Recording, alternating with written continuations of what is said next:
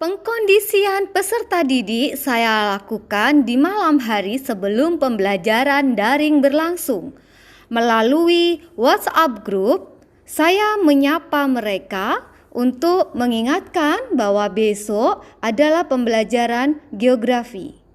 Di sini, saya mengirimkan media, modul, LKPD, dan pembagian kelompok. Hal ini digunakan untuk kesuksesan dan kelancaran ketika pembelajaran daring.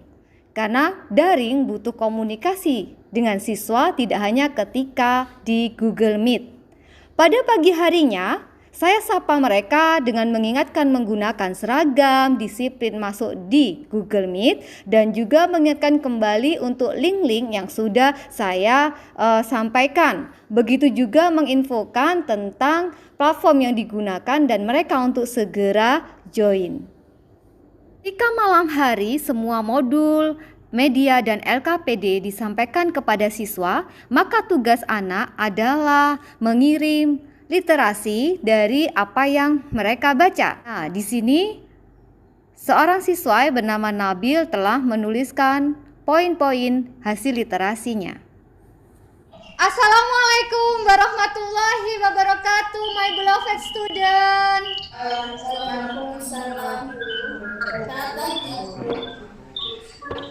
Good morning. How are you today? Yes, I am good. Thank you. Oke, hari ini ketemu lagi di kelas geografi asik bersama Bu Tria.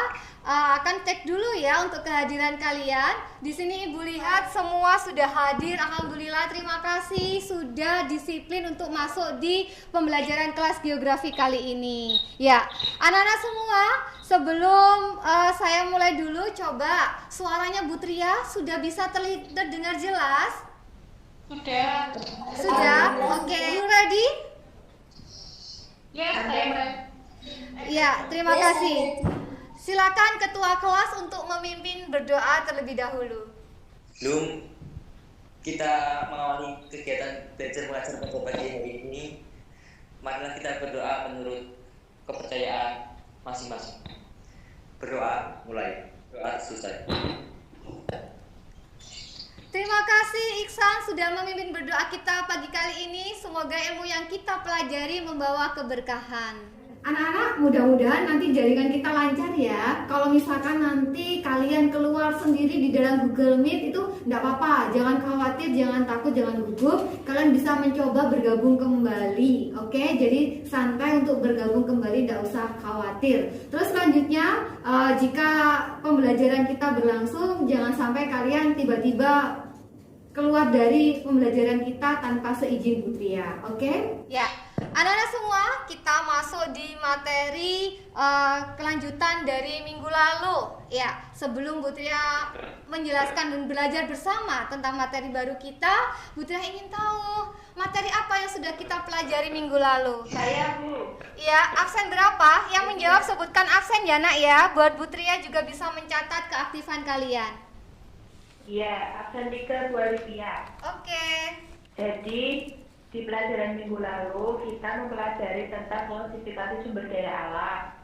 Sumber daya alam itu dibagi menjadi 3, yaitu sumber daya alam yang senantiasa tersedia, sumber daya alam yang pasti diperbarui, dan sumber daya alam yang pasti diperbarui. Oke, good. Absen 3, luar biasa.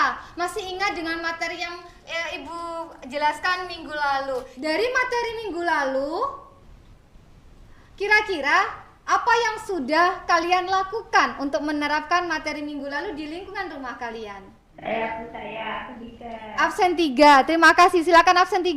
Jadi kalau di rumah setelah saya mempelajari materi sumber daya alam ini, saya lebih menghemat sumber daya alam yang ada. Misalnya saya lebih menghemat air dan juga lebih menghemat bensin. Ya, good. Absen 3, kasih plus ya untuk absen 3 yang sudah menerapkan materi kita minggu lalu di lingkungan rumah kalian. Ya, materi kali ini itu perkembangan dari materi tentang klasifikasi sumber daya alam. Baik anak-anak, materi kita kali ini tentang potensi persebaran sumber daya alam di Indonesia.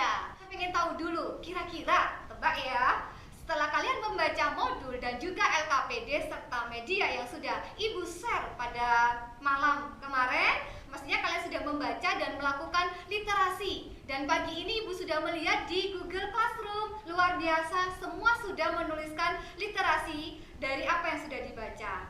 Potensi dan persebaran yang akan kita pelajari kali ini kira-kira apa ya? Siapa yang mau mencoba? Silakan. Saya, Bu. Iya, absen berapa? Absen 24. Ya, silakan absen 24. Jadi potensi dan persebaran yang akan kita pelajari hari ini mungkin lebih ke perbandingan sumber daya alam di Bojonegoro dan Tuban. Seperti itu. Oke, terima kasih absen 24 menyampaikan bahwa ketika sudah membaca materi kemarin tentang potensi dan persebaran, akhirnya kita mengetahui bahwa potensi dan persebaran di suatu wilayah, dan akhirnya potensi dan persebaran itu kan tidak sama, sehingga kita bisa membandingkan antara potensi di suatu wilayah dengan wilayah yang lain. Oke, Ibu lanjutkan ya. Si dasar yang kita pelajari pada pertemuan kali ini adalah menganalisis sebaran dan pengelolaan sumber daya kehutanan, pertambangan, kelautan, dan pariwisata sesuai dengan prinsip-prinsip pembangunan berkelanjutan.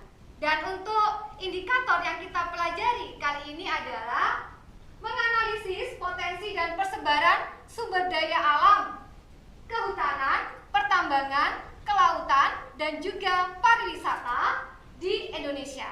Dan yang kedua, kita mengaplikasikan dengan lingkungan kita, yaitu membandingkan potensi dan persebaran sumber daya alam kehutanan wilayah Bojonegoro dan Tuban.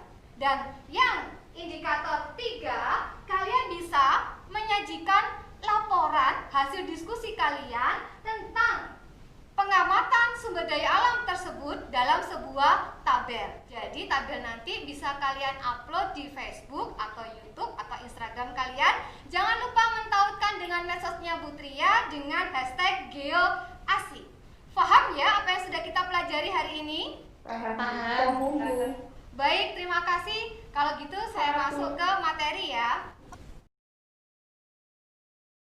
Tujuan pembelajaran geografi asik kali ini melalui pendekatan saintifik digital dan model pembelajaran discovery learning dengan video dan PPT yang dijelaskan oleh guru, siswa mampu menganalisis potensi dan persebaran sumber daya alam kehutanan, pertambangan, kelautan, dan juga pariwisata di Indonesia. Yang kedua, siswa mampu membandingkan sumber daya alam tersebut antara wilayah Bojonegoro dan Tuban. Dan yang ketiga, siswa mampu menyajikan pengamatan dan juga hasil laporan diskusi dalam bentuk tabel dan mampu mengaplikasikan kemampuan abad 21 untuk memecahkan masalah-masalah sumber daya alam secara di sini. Oke, anak-anakku semuanya, di Geo Asik kali ini Bu Tri akan masuk kepada materi ya. Nah, sebelum itu saya pengen semangat dulu, semangat pagi kalian. Semangat pagi, semangat dari Darling. Terima kasih. Ya, manfaat kita mempelajari materi kita kali ini, kalian akan memahami potensi dan persebaran suatu wilayah tentang sumber daya alamnya. Sumber daya alamnya tentang kehutanan, tentang pariwisata, kelautan, dan juga pertambangan. Izinkan Bu Tria untuk nge-share video, bisa kalian amati dan nanti silakan menyampaikan apa hasil dari pengamatan kalian dari video ini.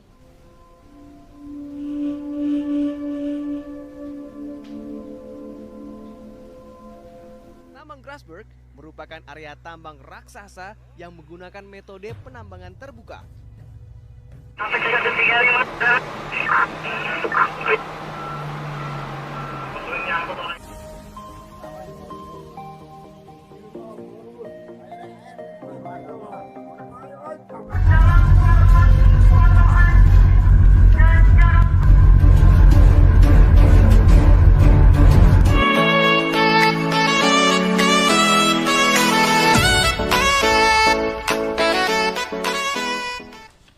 melihat cuplikan dari video tadi tentang sumber daya alam yang ada di lingkungan kita. Putra ingin tahu apa yang bisa kalian ambil dari cuplikan video tadi. Siapa yang mau menyampaikan pendapatnya? Absen berapa? Saya absen 7. Iya. Absen? Bu. 15. 15.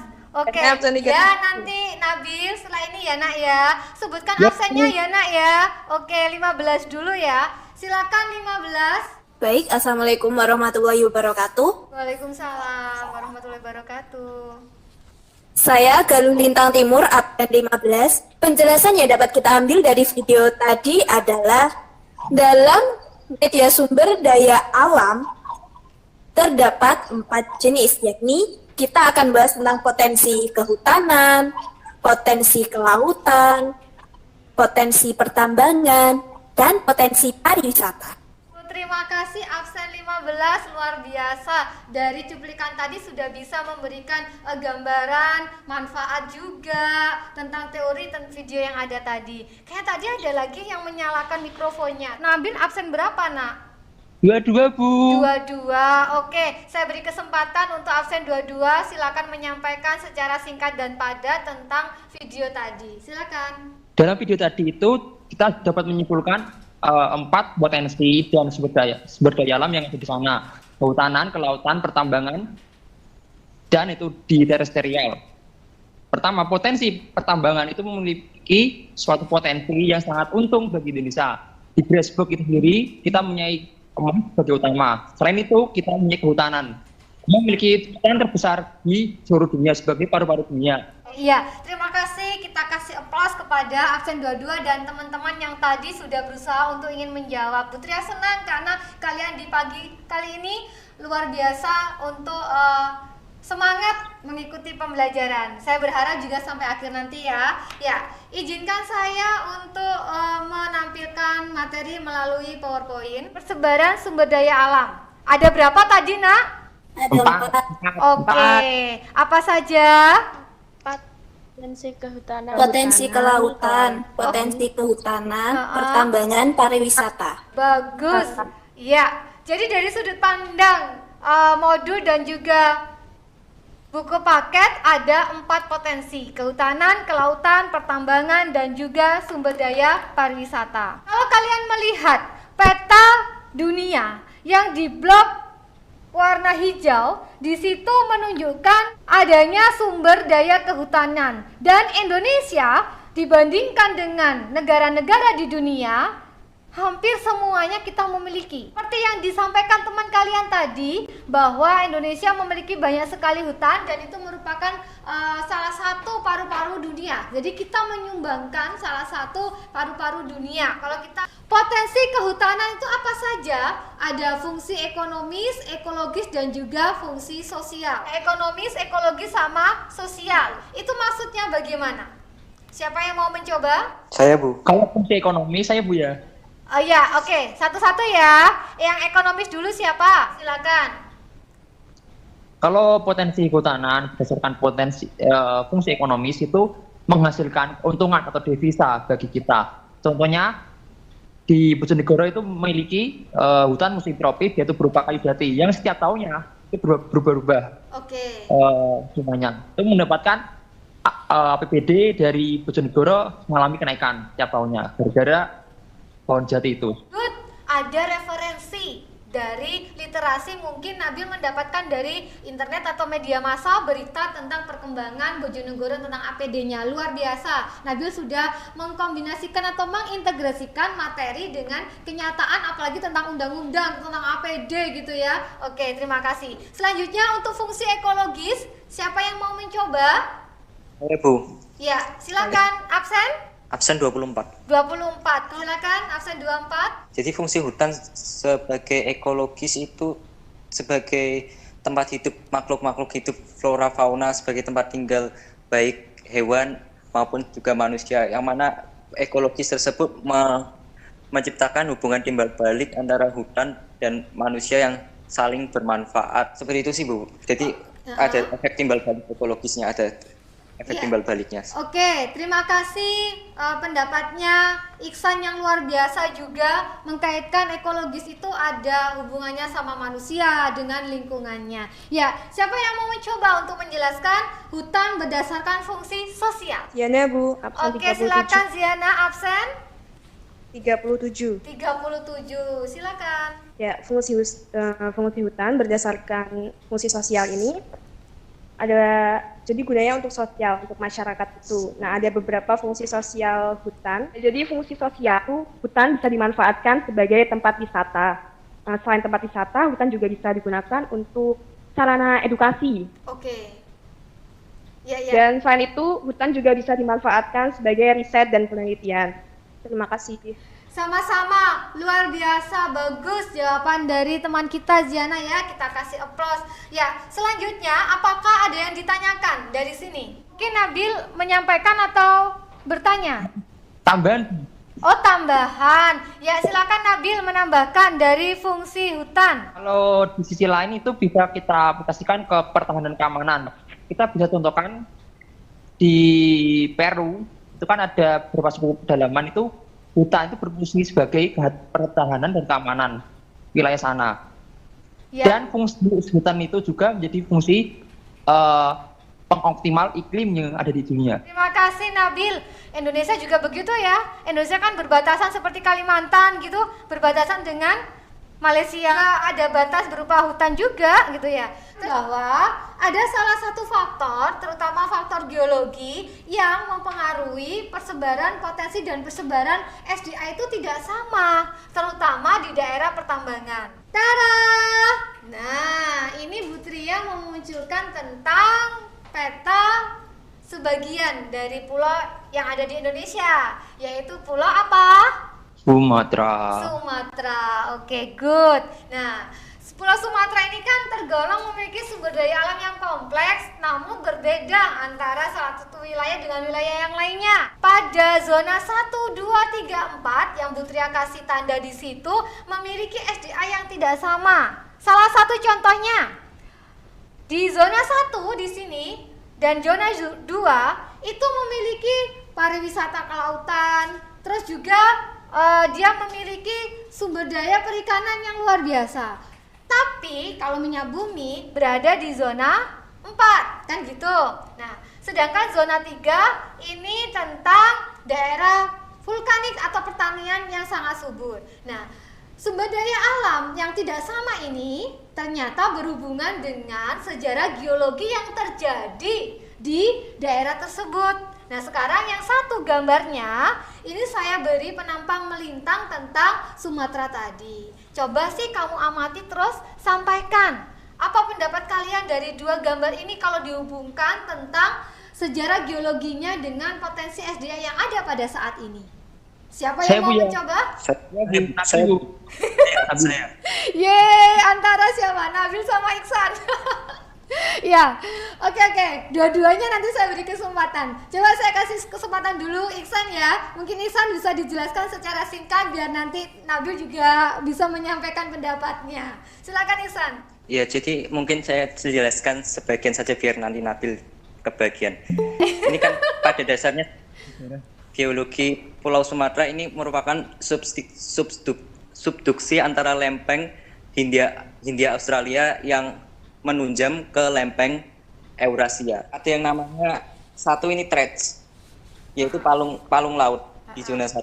Sedangkan di zona 2 itu ada mungkin apa namanya outrage. 3 ada force art lah. Oke. Lalu zona 4 ada basin atau cekungan itu. Ya. Di nomor 4 itu banyak sekali ditemukan minyak dan gas, begitu ya Iksan ya? Iya. Ya, terima kasih Iksan, aplaus untuk Iksan, luar biasa. Ya, Iksan anak kebumian, jadi bisa menjelaskan dari konsep kebumian ya tentang SDA ini, bagus. Selanjutnya tadi Nabil, oke silakan sekarang Nabil. Kalau di yaitu minyak bumi itu ada yang namanya teori yaitu dari fosil atau non fosil. Kita hubungkan saja. Kalau dari secara geologi, nomor 4 itu kan, kalau secara kesan itu kan ada subduksi. pasti ada juga satuan bentuk yang namanya antiklinal, bahwa dulunya di sini sebagai tekanan dari sebelah bagian timur Sumatera, itu kan dulu ada nampang itu dari Malaysia itu yang saling berhubungan tektonismenya, yang akan membuat daerah itu menjadi sebuah dataran yang cekung. Oke, ya terima kasih. Luar biasa, Nabil sudah menyampaikan analisisnya hubungan antara geologi dengan SDA yang ada di Pulau Sumatera tersebut ya. Nabil anak geografi, sudut pandangnya dari ilmu geografi juga tadi sudah menyampaikan ya. Luar biasa, ini indikator endogen apa yang membentuk di daerah tersebut. Di zona 1 itu ada tektovulkanik. Zona 2 ada geologi struktur seperti sesar, naik ataupun turun atau kekar atau zoin. Sedangkan di zona 3 itu ada proses vulkanisme, tektonisme, dan seisme. Sedangkan zona 4 itu daerah marginal endogen, minim teduh dari aktivitas tektonik vulkanik. Nah, apa hubungannya kalau kita hubungkan sama potensinya? Nah, potensi pertambangan di zona 1 karena terjadi tenaga endogen tektovulkanik, maka terbentuklah tambang kapur seperti ini. Zona 2 menghasilkan sumber daya alam emas, perak, dan tembaga. Yang ketiga, dia terdapat SDA tambang belerang dan juga mineral karena dia kan daerah vulkanisme. Sedangkan yang keempat ada batu pasir, kapur, dan juga selanjutnya Ibu Tria akan menjelaskan SDA ini dari sudut pandang sebuah penelitian. Saya melihat di jurnalnya IPB itu tentang penelitian tentang pariwisata. Dan bisa melihat di jurnal di IPB ini di alamat yang sudah Bu Tria sharekan, ternyata ada 3 faktor yang membuat sebuah pariwisata itu bisa terkenal ya. Salah satunya adalah 1, ada atraksi atau objek wisata yang sangat menarik. Yang kedua, dilengkapi dengan sarana dan prasarana. Dan yang ketiga, adanya peran serta masyarakat oleh 3 tim ya di sini dari Badan Perencanaan Pembangunan Daerah Pemerintah Kabupaten Kepulauan Anambas, Provinsi Kepulauan Riau, dan juga ada Departemen Sains Komunikasi Pembangunan, Fakultas Ekologi Manusia IPB. Ya, kalian nanti bisa berliterasi dan mungkin ilmu itu bisa kalian terapkan di kelurahan kalian. Baik anak-anak, Ibu lanjutkan ya. Kalau sudah di kehutanan di Indonesia, ketika penelitian di jurnal IPB tadi, kalian sudah mengetahui bahwa adanya kolaborasi antara masyarakat dalam membangun pariwisata di daerahnya. Maka Bu Tria akan menunjukkan kalian, potensi dan sebaran SDA pariwisata yang ada di Indonesia ada 10 destinasi wisata unggulan. Di mana saja itu? Coba kita lihat di sini. Ada Danau Toba, ada Tanjung Kalayan, Mandalika, ada Wakatobi, Pulau Morotai, Labuan Bajo. Banyak artis ini yang sekarang lagi hits di Labuan Bajo ya. Ada Bromo Tengger, wilayah kita dekat sekali. Ada Borobudur, pasti kalian sudah pernah ke sana ya. Ada Tanjung Lesung dan ada Kepulauan Seribu. Anak-anak, silakan setelah ini kalian bisa berdiskusi dengan kelompok kalian, dan kelompoknya kan sudah Bu Tria masukkan di WA group kemarin, dengan setiap kelompok memiliki tema yang berbeda. Sudah tahu ya temanya apa di setiap kelompoknya? Sudah. Kalian nanti bisa berdiskusi di rumah dengan teman sekelompoknya. Ketika kalian mengerjakan diskusinya, bisa kalian foto, terus dikirim di WA group. Kalian mengerjakan tugas kita kali ini adalah di LKPD. Poin yang mana? Ini. Ya. Di poin B, coba kalian membandingkan dari 4 SDA tersebut untuk wilayah Bojonegoro dengan Tuban. Jadi setelah ini kalian masuk di forum diskusi kalian, tapi tetap di Google Meet ya. Oke, sebelum kita berdiskusi, saya pengen jajal dulu ya, jajal geografi kan biar kalian semangat di sana. Geografi, geomu, kita semua. Iya, terima kasih. Silakan kalian melaksanakan diskusi di rumah dengan semangat. Sebagai guru, bergabung di semua kelompok kecil mereka sehingga memantau diskusi dan juga keaktifan. Begitu juga dengan memberikan pembahasan.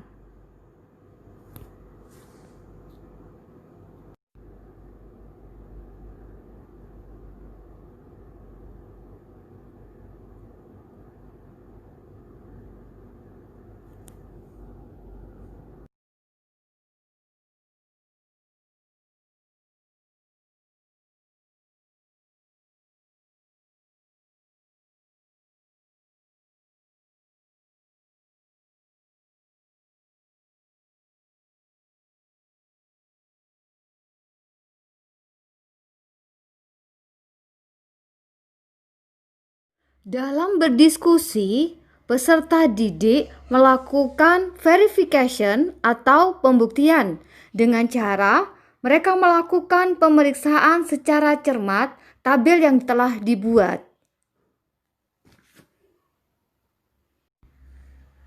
Hal ini untuk membuktikan benar atau tidaknya hipotesis yang didiskusikan dengan temuan alternatif atau dihubungkan dengan hasil pengamatan di lapangan. Tabel tersebut berisi tentang potensi apa saja yang ada di Bojonegoro dan Tuban, serta persebarannya di mana saja. Potensi dan persebaran tersebut dapat dilihat dari data yang didapat, misalkan dari foto atau citra udara, juga dari keadaan geografis atau topografi. Hasil diskusi ini mereka kirim di WA grup kelas, sehingga kelompok lain bisa mencermati dan mempelajari karena tema setiap kelompok berbeda. Hasil dari diskusi kelompok ini yang nantinya akan dipresentasikan.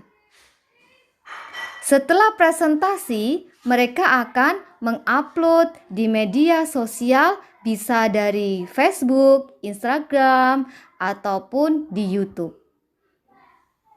Demikianlah 7 kelompok sudah menyampaikan hasil diskusi dalam bentuk tabel. Baik anak-anakku semuanya, kembali lagi di Google Meet kali ini kita lanjutkan untuk sesi presentasi. Sudah siap ya? Ya, Bu. Oke, Ya, Bu. ya silakan sekarang yang presentasi pertama siapa? Silakan Bill. Ini hasil diskusi kami tentang potensi dan persebaran sektor potensi pariwisata yang ada di Bojonegoro dan di Tuban berupa perbandingan. Secara letak geografis, Tuban itu lebih ke arah potensinya laut, maritim. Lalu Bojonegoro itu berupa wisata daratan, itu karena jauh dari laut, ya berupa daratan seperti geopark ataupun nice tourism. Akhir dari penjelasan saya bahwa perbandingan antara wisata Bojonegoro dan Tuban itu memiliki perbedaan baik karena faktor biologis maupun faktor alam ataupun kebudayaan. Makasih, kita kasih aplaus ya untuk Nabil dan kawan-kawan kelompok 4. Luar biasa Bill, Bu Tria sangat senang, Bu Tria juga surprise ketika kamu bisa menyampaikan hasil diskusi dalam bentuk laporan bentuk tabel. Oke, good. Oke, tadi kelompok 4 dengan tema pariwisata membandingkan antara Bojonegoro dan Tuban. Mungkin dari sini ada teman-teman yang bertanya di kelompok Nabil, kelompok 4, silakan. Saya Bu. Iya, Neng. Alivia. Silakan Alivia. Kalau misalkan Tuban kan pariwisatanya lebih menonjol di lautnya, banyak pantai ini menjadi tempat wisata. Nah kalau misalkan di Bojonegoro itu lebih menonjol di mana kalau misalkan pariwisatanya, begitu Bu. Silakan Nabil untuk dijawab. Bersudut pandang lain dari luar yaitu Laos. Laos kan juga ada laut, tapi pariwisatanya maju. Bisa kita terapkan di Bojonegoro. Di Bojonegoro itu kan perbukitan kan di wilayah utara sama selatan. Apalagi Bojonegoro itu menyekas. Tapi Bojonegoro itu kurang dominan sama di Tuban. Tuban lebih dominan. hingga pengelolaan di Bojonegoro. Terima kasih Nabil yang sudah bisa menyampaikan dan menjawab luar biasa. Kok bisa melesatkan sumber daya apa yang ada di situ? Gitu ya, saya menggarisbawahi atau ini menekankan dari jawabannya Nabil. Alfia paham ya nak ya? Ya Bu, terima kasih. Sudah Iya, paham. sama-sama. Ya, terima kasih untuk kelompok 4 sudah presentasi dengan baik. Selanjutnya kita ke kelompoknya Iksan. Ya, silakan dengan tema apa bisa disampaikan. Kelompok saya ini kebagian tentang potensi pertambangan di daerah Bojonegoro dan Tuban. Jadi untuk potensi pertambangan ini, jika kita di Bojonegoro, tambang minyak bumi dan gas alam di Kabupaten Bojonegoro yang terdapat di wilayah Kabupaten Ngasem diperkirakan mempunyai 126 juta barel eksplorasi yang telah dilakukan dengan 126 sumur yang meliputi 106 sumur produksi, 18 sumur injeksi air, dan 2 sumur injeksi gas. Penambangan dilakukan secara sederhana, jadi masih beberapa penambangan di sini masih dilakukan secara sederhana menggunakan sumur dan menggunakan pompa. Presentasi dari kelompok 5, apabila ada kurangnya atau kurang terangkum ya mohon maaf. Ya, oke, luar biasa kelompoknya Iksan. Kelompok Iksan ini kelompok pertambangan. Kelompok 5, kelompoknya Iksan luar biasa. Kita kasih aplaus ya untuk kelompok 5, kelompoknya Iksan dan kawan-kawan. Adakah yang menanyakan atau bertanya di kelompok 5 ini? Saya Bu. Iya, siapa ini? Absen Yani. 34 Yani. Ya, silakan Yani. Saya ingin bertanya bagaimana cara mencari foto udara menggunakan Google Earth. Terima kasih atas pertanyaannya. Ini akan saya jawab. Mengetahui kawasan Kabupaten Bojonegoro, kita tulis saja Kabupaten Bojonegoro di sini. Kabupaten Bojonegoro. Lalu secara otomatis kita akan dibawa ke Kabupaten Bojonegoro tersebut. Dan otomatis juga di sini juga ada batas-batas wilayahnya dengan garis merah ini. Terima kasih ya Iksan ya. Ya, terima kasih. Yani bagaimana? Sudah ya Yan Yes. ya? Oh ya, Sudah, bisa nanti sudah. diaplikasikan di kelompoknya ya Yan ya. Ya Bu. Oke. Terima kasih. Iya, sama-sama. Ya, anak-anakku semuanya, alhamdulillah hari ini sudah ada 2 kelompok yang sudah mempresentasikan hasil laporan diskusinya. Untuk 5 kelompok yang lain bagaimana? Kita akan melanjutkan di pertemuan yang akan datang minggu depan untuk mempresentasikan 5 kelompok tersebut. Apa yang bisa kalian dapatkan pembelajaran kita hari ini? Siapa? Siana Bu, absen 37. Oke, silakan Ziana absen 37. Ya Bu. Assalamualaikum warahmatullahi wabarakatuh. Waalaikumsalam warahmatullahi wabarakatuh. Ya, jadi dari pembelajaran hari ini saya mendapatkan pengalaman baru. Nah, tadi kita diajari tentang potensi dan persebaran sumber daya alam yang ada di Indonesia, khususnya di kota Tuban dan Bojonegoro. Sudah bisa menyampaikan pengalaman baru apa yang didapatkan hari ini dan juga bisa menyampaikan tadi dia mengetahui beberapa pengetahuan baru tentang potensi yang ada di sekitar kita, baik kehutanan, kelautan, pariwisata maupun pertambangan. Kalian buka, coba silakan dibuka link evaluasi 1 tentang pilihan ganda. Sedangkan untuk link evaluasi 2 tentang uraian bisa kalian kerjakan nanti setelah pembelajaran saya. Yang penting kalian bisa mengumpulkan sebelum jam 21 malam nanti ya. Oke, saya share dulu. Untuk link absen silakan mengisi di link absen berikut ini. Paling lambat nanti setelah ini ya, sebelum pembelajarannya Bu Tria berakhir. Lalu ada penilaian diri. Ini paling lambat nanti jam 21. Penilaian diri adalah kalian mengisi diri kalian selama mengikuti pembelajaran dan berdiskusi seperti apa. Harus dikerjakan dengan jujur, oke? Selanjutnya, menilai teman kalian ketika berdiskusi. Oh, temanku ini cuma numpang nama, temanku ini sangat aktif. Nah, itu kerjakan juga dengan jujur. Dan dikumpulkan nanti malam sebelum jam 21.00. Nah, ini yang bisa kalian kerjakan di link evaluasi 2. Langsung di akhir pembelajaran. Jadi saat ini kalian silakan masuk di link evaluasi 2. Di situ tentang pilihan ganda, tentang apa yang sudah kita pelajari sekarang ini.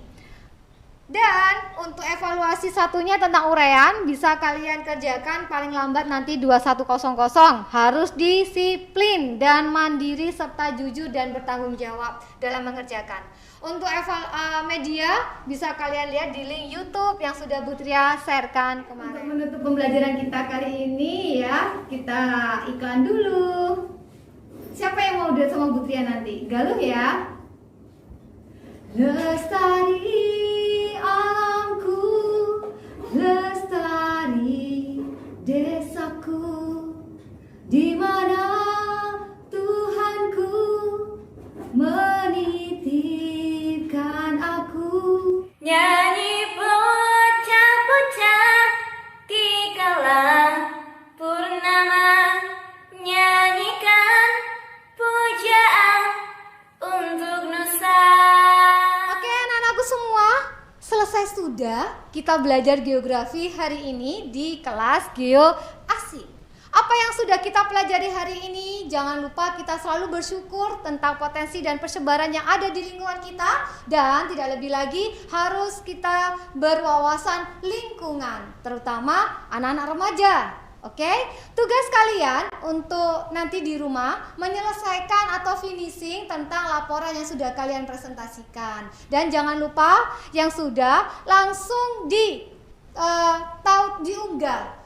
diunggah di Facebook, Instagram atau YouTube dengan mentautkan message-nya Bu Tria ya. Dan jangan lupa dikasih hashtag GeoAsyik. Nah, nanti bukti dari kalian sudah mengunggah di media sosial, di screenshot dan dikirimkan di WA group sehingga Bu Tria nanti bisa menilai. Tugas teman-teman yang lain apa? Kalian bisa like dan subscribe atau komen dari tugas teman-teman kalian. Yang positif ya komennya, kita belajar untuk berpikir positif dan berdasarkan ilmu. Ya. Anak-anak, pertemuan kita minggu depan adalah presentasi dari 5 kelompok tadi yang belum presentasi. Begitu. Ya, kita semangat dulu ya. Geografi, geoku, ya, terima kasih semua. Bu Tria mohon maaf ya. Wassalamualaikum warahmatullahi wabarakatuh. See you next time. Bye-bye. Hasil laporan diskusi peserta didik yang dalam bentuk tabel diupload di media sosial, bisa Facebook, bisa Instagram, dengan mentautkan medsos Tria Lestari agar saya bisa menilai juga dan untuk melihat keaktifan mereka dalam menggunakan teknologi di era saat ini sebagai remaja yang produktif dengan benar memanfaatkan teknologi tersebut. Di sini anak-anak mengirimkan bukti bahwa mereka telah mengupload di Instagram misalkan.